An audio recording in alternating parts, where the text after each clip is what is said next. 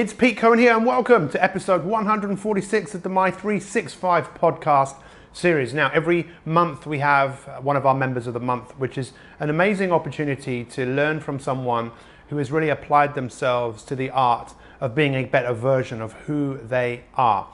This month is something really different because for the first time it is a joint member of the month. And when I say joint, yes, they are married. It is Kath and Bryann Harold, and it's amazing to see people become successful and achieve their goals and their dreams and their ambitions. But when you see two people working together and doing that, it's really, really incredible. So I'm inspired to be able to share this podcast with you. I'm sure you will learn something from their success. So get ready for episode 146 of the Mi365 podcast series.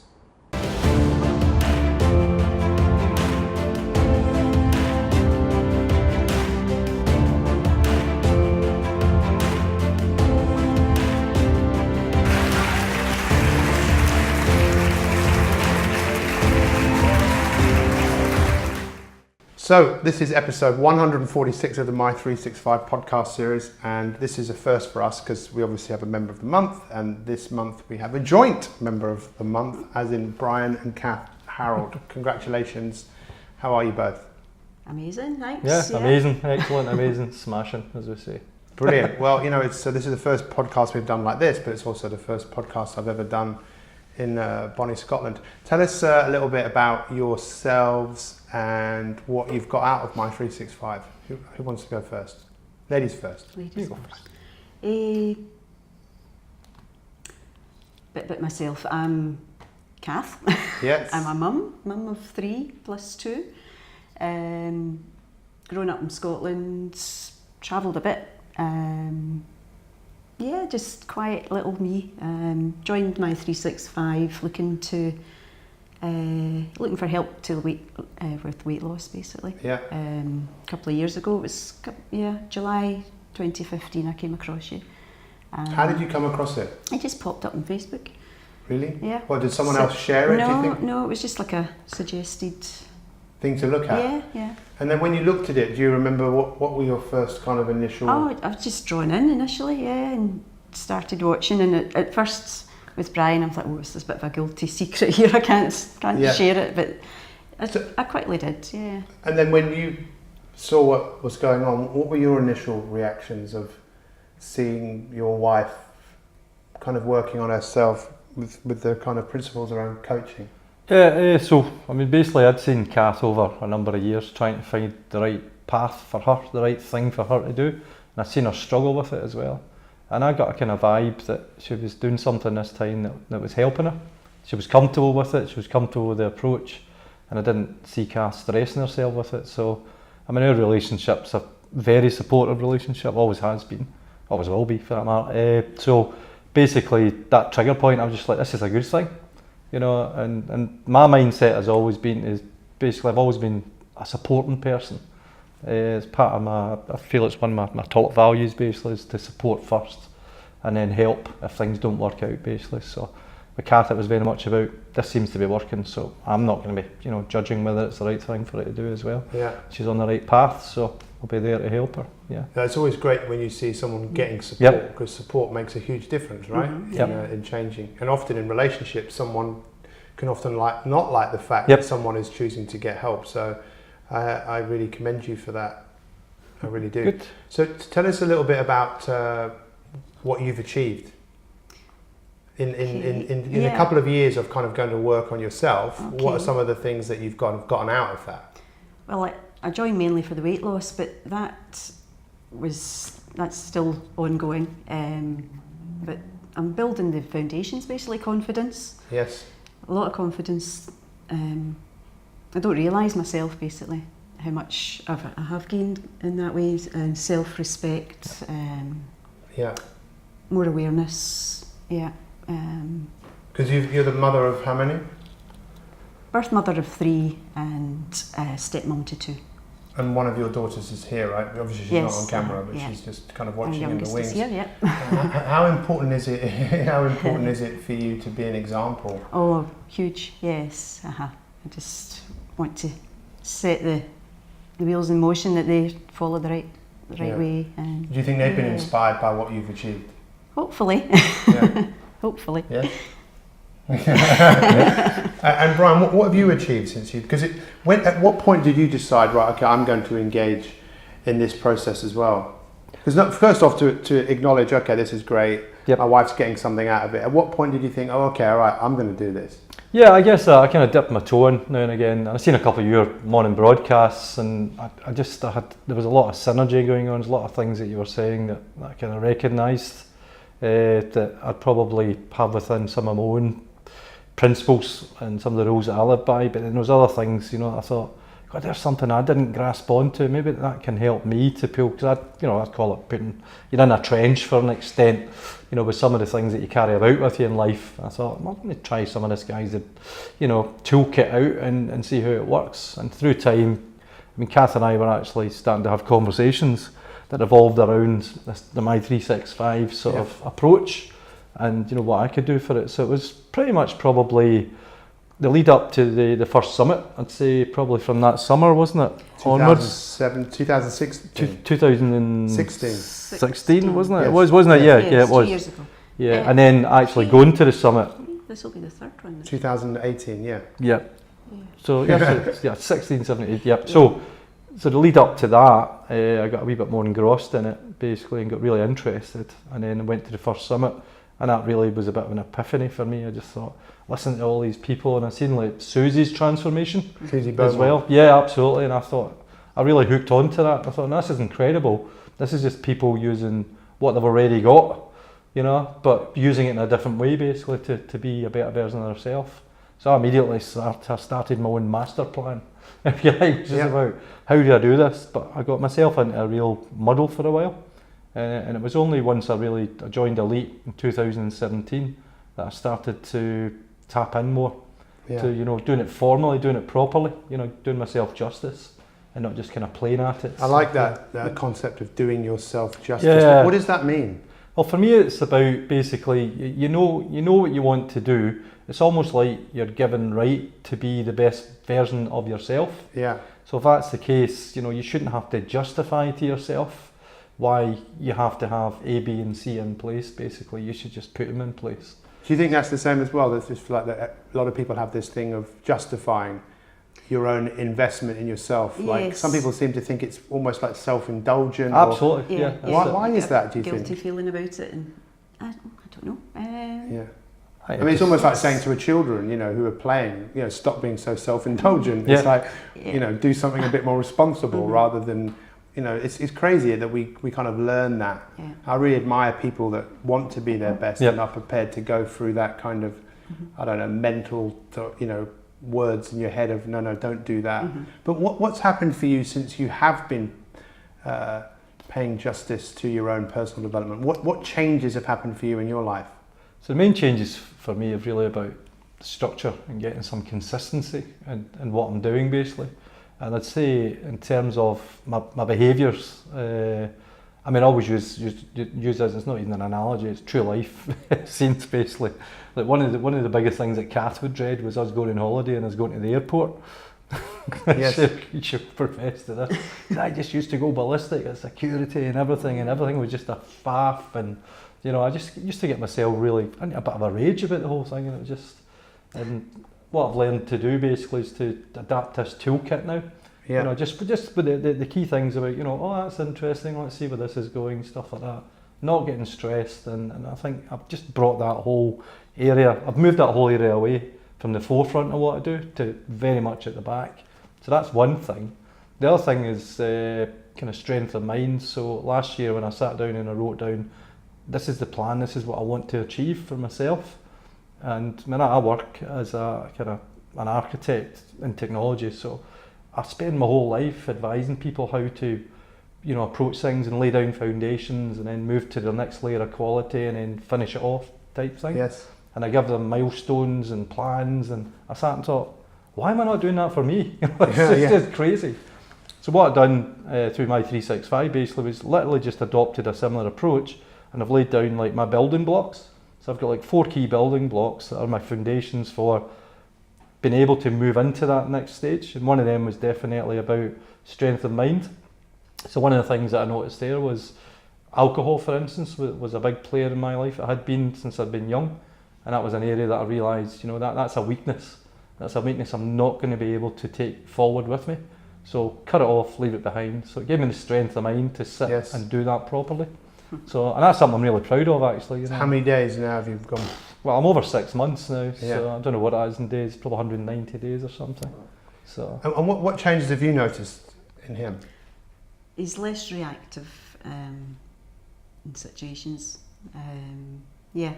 Thinks before he speaks and reacts. And what changes have you seen in Kath? Definitely, I mean, confidence in Kath and opening up as well. I mean, we've always had a close relationship where we could engage and discuss things. Kath used to find it real difficult to find the words and express what she was meaning. Yeah. That sometimes ended in frustration and, you know, not so much now. I think you're a lot easier. Yeah. Well, it's always, isn't it? It's always work in progress, isn't it? It's never kind of you've arrived. No.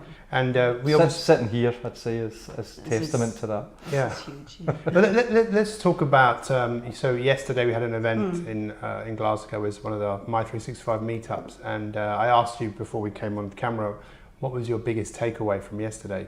Let's just talk about that a little bit, because I thought that was quite profound. Yeah, you covered asking 2 questions when you meet people. So you think, what am I going to learn from this person when you're listening to them, and how can I help them? I think they're great questions to keep. What is it about that, do you think, that resonated with you so much? Yeah, just more so the how can I help, the second question. Yeah. I think I need to do that more than what I have been doing. Well, do you think that, obviously one of the main parts of what we're doing is looking to help people find out what really makes them come alive, what do they feel they were really put on this earth to do? Yeah. Do you think that might have something to do with the fact that you want to genuinely help people? Do more, yes, definitely. It's quite ironic, isn't it? Because often the way to help people is just shut up and listen, you know? Because often just by listening, people feel that they're being heard, and that often helps. Yes, that's so what about what you've observed in terms of this community and seeing other people evolve, and what's that been like? I've never come across it before. It's really quite something amazing. Friends for life, everybody in the group. Last night, how many? There was about 20 of you all went out? Yeah, we all went out for a meal afterwards, and it was just great chatting around the table and hearing everybody's stories. How important do you think it is to be around other people that are looking to improve themselves? Oh, it's huge. Yeah, definitely. I think it's vital, isn't it? Why? What is it about it, do you think? It's encouraging. And, it's quite hard to put it into words, isn't it? Yeah. So how do you articulate that? Yep. So I think I said something at the session yesterday about, you know, that affirmation that you get by sharing something with another person. Yeah. And if that other person, they don't necessarily need to be supportive of it, but you've almost set the contract. Yeah. This is what I'm going to do, you know, and you've told somebody so you have to go and do it. Now, what tends to happen, I think, is if you don't have people who are like-minded, who are very negative in their approach, they would give you instant feedback, as in, are you wasting your time doing that for, or oh, that's a bloody waste, you know, whatever. Yeah. So I think that's the difference. The community we've got is people that are listening, and that can actually share the experience and learn from your experience to help them develop as well. I was obviously the football is still on. In fact, when this goes out, England will have won the World Cup, because we all know it's coming home. But I don't know how you feel about all of that. But watching it, for me, is that tribalism around people putting so much into a game, basically. And there always seems to be a big depression actually after World Cups, even for the team who wins, because after a couple of weeks, it's like people just go back. They haven't got that. They haven't got something to put into something external.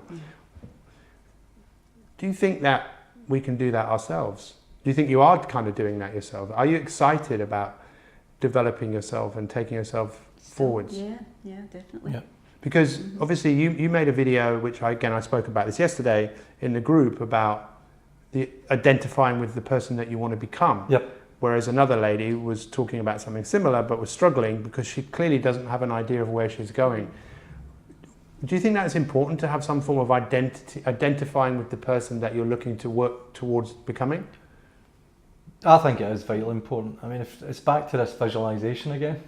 So you're back to, you know, if you can't see it and you can't see yourself in the picture, then you're not prepared to get to that goal. Yeah. So you need to wind back from that and think, well, where can I see myself in those steps? And that's what I'm kind of doing. So where can I see myself, you know, basically clearly on my journey, and that's what's taken me to just do maybe the first 2 foundation steps. Yeah. Because the end game's still a bit bloody, and I might yet change direction. Yeah. But what I'm doing is building up strength. But unless you can visualise that and actually see yourself doing it, I think it's really difficult. So is that something that you do through your day-to-day life? Do you think about how you're acting and thinking, how is that acting in accordance to the person that I'm working towards? Yeah, I'm doing that. I'm also, I've been, my recent contract I've been working on, I've been on there a couple of years now, helping this particular organisation. So they call me Mr. Motivator, because what I'm doing is I'm now adopting those principles, if you like, in the area that I'm working. I've got a lot of people I work with that have been under a lot of stress and duress for years and getting little value, good pay, little value out of what they do, basically. And I'm helping them to kind of recognise, basically, just by making small changes in how they approach things, that they can make a bigger difference to them. Yes. You know, and as a result, obviously, where they work. But this is primarily about them not breaking themselves.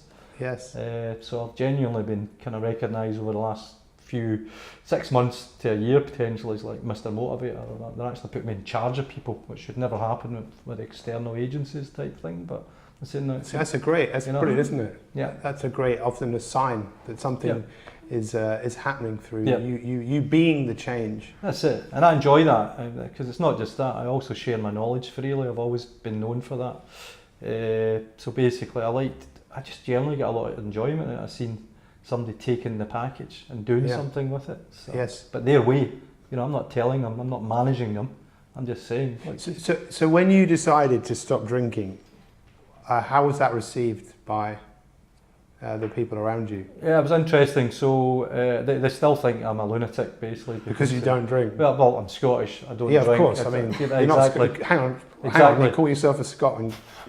What's going to happen? Surely my life's ended, you know, I can't have a social life, I can't, and I'm like, well, I can. Yeah. You know, I don't care, I'll go along to the bar and drink a pint of milk, I've done it. Yeah. Went to my brother-in-law's 50th, everybody was, you know, drowning in alcohol, I went up and had a pint of iced water. Yeah. You know, for me that was a... So let's talk about that, because that is also really interesting in terms of your family, in terms of, this is something you spoke freely about yesterday. Tell me about that. Yeah, I mean, so my mum's side of the family, this is in particular, so they're very much kind of Irish Catholic bloodline, which is, you know, which revolves back around to probably Vikings and goodness knows what else. But basically, the whole family was just obsessed with getting together, drinking lots of alcohol, and, you know, as much as possible in a shorter period of time. So basically, weddings, funerals, christenings, communions.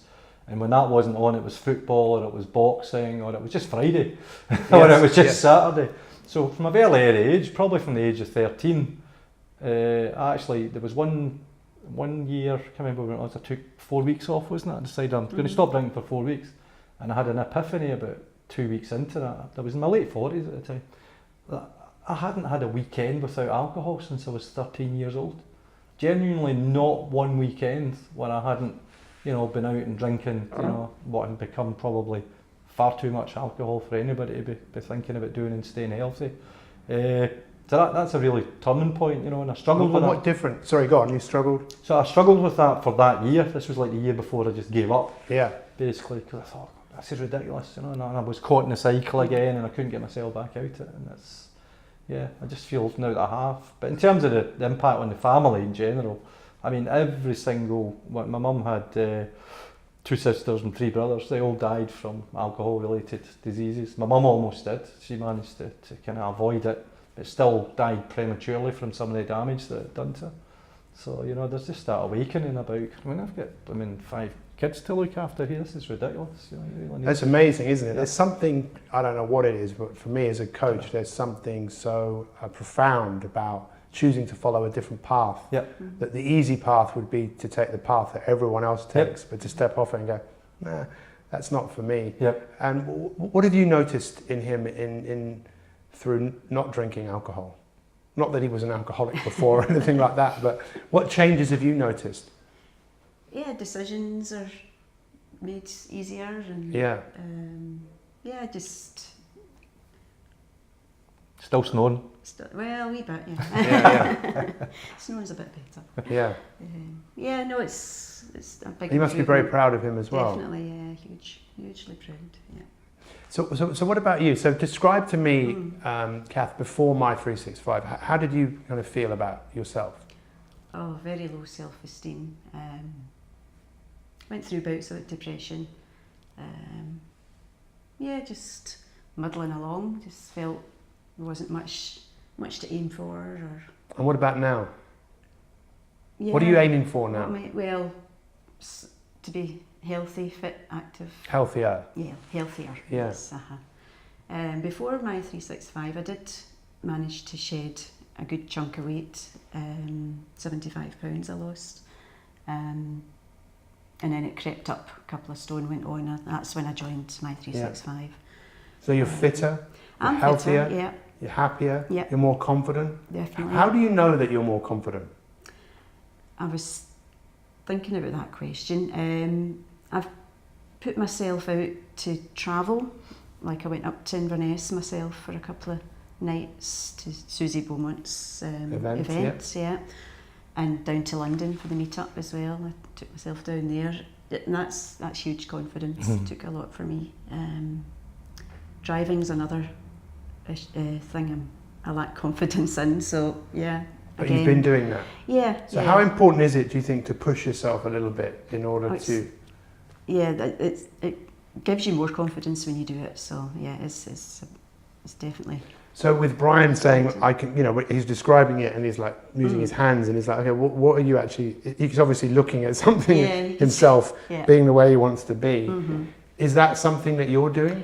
I'm still trying to see that vision, I must admit.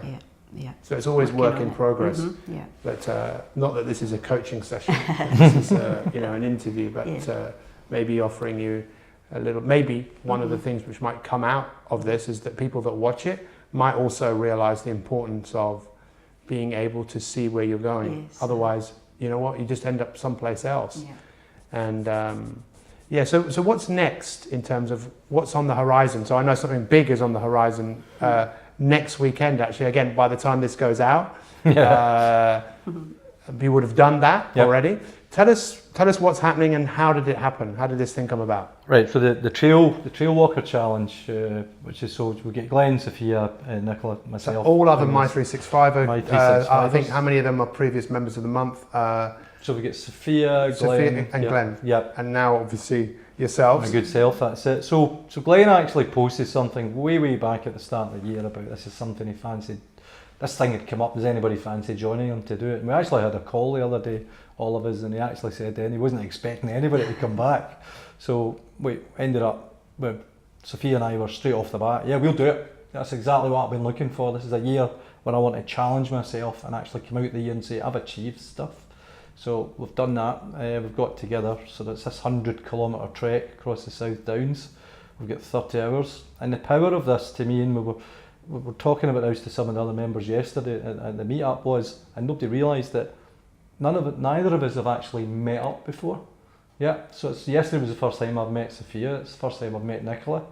I've shook hands with Glenn at the London Summit last year. I've never spoken to him. I've had no conversations with him out with that, and we've had about 3 phone calls just making sure that we're still all it was more about logistics than about people. The calls, we're not saying, oh my God, how are we going to do this? It's like, we're just saying, we're doing this. We do not care what happens. 4 of us are crossing that line basically, and we're going to cross that line, heads held high, and we can all feel what we're going to feel at the end of that. Yeah. And it's probably something that we all want to feel. It's like fit to burst type thing. So you feel like you're already friends, right? With these absolutely, yeah. How does that happen? I suppose it's just, what is it, like some sort of synergy, some kindred spirits? I think it is down to that kindred spirit. So the 4 of us clearly have this passion to get through a challenge. Yeah. And you know, there's nothing there. We didn't know anything about each other's makeup or capability or anything else, basically. And we've just decided, sign up to it, we're doing it, don't care what happens, we're getting through it. And I think it is genuinely that. There's the power of the kind of the common spirit between the four of us. Yeah. Because we all have a desire to achieve something and prove to ourselves that we can, Yeah. you know, do something that you never planned. You're going to deal with it, cope with it, get through it, and actually discover that it's, you know, that. Do you think that's part of being what a human being really is all about? I think it is, yeah. Working towards something, achieving something. Yep. You know, and I suppose that's again why the football is so popular, because it's something is working towards something, but we don't ultimately have the control. We can't control what those 22 players on the pitch are doing, but we can control what we're doing. Yeah, but you can feel part of it. I think this is so the difference being in football, you're almost sponsoring. You know, you are sponsoring your team to do the best they can do. We're all paying for it. Yeah, so that's why people feel the right that they should be the manager, because they can comment on who the best players should have been for that position and why you didn't play well that day, all that kind of stuff. So that's all that human interaction and social commentary. That's what people need. They need to feel part of that. It's a tribal thing, as you say. And then you look at Trail Walker, basically, although it's separate teams, there's like, I think there's 400 teams or something doing it or something like that, so it's nearly 2,000 people if you include the sport people. We're not racing each other. You know, some teams might be, some teams might not be, but what we're doing is very much for ourselves, but also to promote the kind of the Mi365 approach of, you guys have been training for a year, doing this every weekend, we just met up, and here we go, we're going to go off and do this, and do it well. You know, and to me that's going to be a testament basically to how this whole community works. Yeah. That's amazing. And your goal is obviously, you said, to be on Brighton Beach watching England versus Belgium. That's it, yeah, absolutely. Yeah. So what would you say to anyone that's watching this about personal development and why you think it's worth working on yourself? Or is it just worth just carrying on people just drifting through life? What do you think, Kath? I think it is very important to look into yourself, and for me, forgiveness was a big thing, and letting go. What else? Why do you think people find that hard to do? Because obviously it's quite emotional to even, I can see, right? And I think it's a big thing to let go. Why do you think people find that so hard? To let go, to forgive? Is it just It's just a leap. You've got to take that leap, haven't you? And yeah, and set yourself forward and set your goals. Is that something that you want to do? Inspire other people who maybe hold on to things that have happened to them and they experience in their life? And possibly. Yeah, it's you don't need to. It's in the past, although. Yeah, you can move on. And that's what you're doing. You've clearly, but it's not like an epiphany, isn't it? It's more like it's something you've got to chip away at. Yeah, exactly. And I obviously saw you massively show up, and then you had an issue with, was it with your knee? Knee, yeah. And you almost kind of gave up, didn't you? Yeah, that's right. I kind of faded a wee bit, but no, I was still saw the importance of keeping going. Always. So you'd say to people that it's worth investing in yourself because life can be better. You can have more fun, more enjoyment, more. Yeah. Be happier. To put it into words. Just more meaning to life. There's a completeness in it, isn't it? You can do whatever you want. You can choose and take the path you want. You don't have to conform to what everyone else tells you to do. What about yourself? What would you say to people about why it's important, or why they should consider investing in themselves and getting better and achieving? And so I think, basically, so back to the whole the thoughts around like syntropy and all that kind of stuff. I just love that whole area, basically. So explain what the syntropy means to you, because not everyone. Yeah. So to me, it is basically, you're made up chemically. There's a balance within your whole being, whether it be health, mentality, or anything else. But you've got your cells desire development, and they want to live. And the only thing that stops them living and generating good sales is you fighting that process, which is the dystropic side of stuff, basically, where you're introducing negativity through whatever means, whether it be through what you consume, mentally, what you hear or what you eat. So you're suppressing yourself from self-development.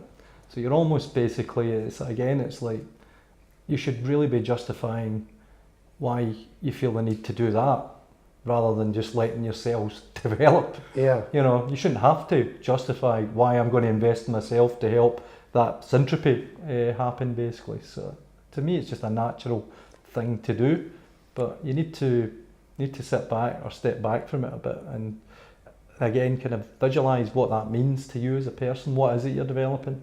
What is it you're using, basically, to become that kind of, as I call myself, a entropic warrior, if you like, basically. So it's really great to hear you explain that, because you've definitely given me a different perspective of it. So syntropy is something, I don't know how I came across it, but the guy who won a Nobel Prize in 1937 basically was saying that every living cell lives because it has an innate desire to express itself fully. And it's like we all have that, but it's, when you were saying that, I was just thinking how society kind of gives us very clear messages that maybe we shouldn't be doing that. Yeah, we society should likes conform to into a way suppress. that we're basically killing ourselves by the way that we think, the way that we live, the way that we eat. And what seems like you've discovered is the greatness in evolving in a way where you're allowing yourselves to express themselves in a way where they might continue to express themselves, as opposed to what some of your family members might have done, which was the complete opposite of that. That's really quite powerful. Yeah, and to me, the key thing there is about, you have to justify why you're not letting that development take place. You should never have to justify why you should need to let it. You don't need to let a development take place. It'll take place naturally. Yeah. Some real food for thought there, right? Almost Pete Cohen is almost lost for words. So what's next? What's next for you, Kath? In the next few months, where do you want to be? What are you working on? No, good. Health and fitness. Yes. It kind of took a sideline for a while, so I'm getting back into that. Let's help you develop an image of where you're going, right? Yeah, that's where I'm lacking. Yeah, I need to get that sorted. And I think as we finish this podcast, I really genuinely want to thank you for showing up and putting yourself out there to people who don't know you, and you don't know them, they don't know you. But I know that there'll be at least one person, probably a lot more, who will be inspired by your story. And the story is evolving. So for anyone that's watches this, feel free to leave your comments, what you're taking away from this. So congratulations for being the Mi365 members for the month of August, the month where England won the World Cup. My birthday as well. So really? good, When's your birthday? 23rd of August. 23rd. Well, that's the week that this podcast comes out. There you so go. Maybe there's some synergy and syntropy all at the same time, and I'm excited to continue to work with you and take this to a whole new level. Thank you. I mean, it genuinely is. It's just immense for me. It's been immense. Yeah. Thank you. Well, you mentioned something about courage, which I thought was really interesting, and how developing courage in yourself to help others have courage in what they're doing, and I just think that's so. Well, my 3 values were basically resilience, creativity, and bravery. So bravery? You mean like William Wallace? Yeah. So, well, interestingly, so it's a fact to close on, if you like. So my first name, Bryann with the Y, is an old Irish name that means strength, and my surname Harold means leader of warriors, basically. Really? So, yeah. So technically, I'm a strong leader of warriors. Yes, so, definitely. That's why you were given the name. Exactly. So you might as well live that out. Yeah. So, thank you. Take care. We'll see you soon. Perfect. Thank you.